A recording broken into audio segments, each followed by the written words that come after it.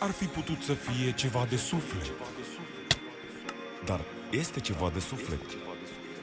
Ar fi putut să fie ceva liric. Dar este ceva liric. Ar fi putut să fie armonie. Dar este armonie. Ar fi putut să fie ceva frumos. În pula mea frumos n-a fost să fie.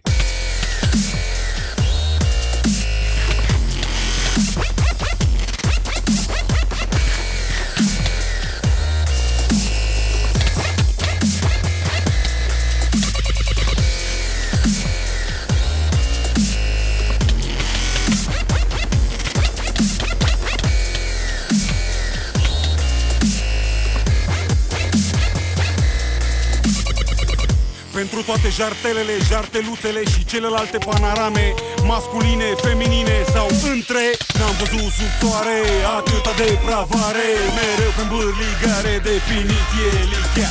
O asbânduioșare, povești dormitoare, cu voce bocitoare, morții mătii deja dea. Zici că banii în buzunar, dat-ți mâna după dat. Zici că nu vrei ajutor, doar un binefăcător.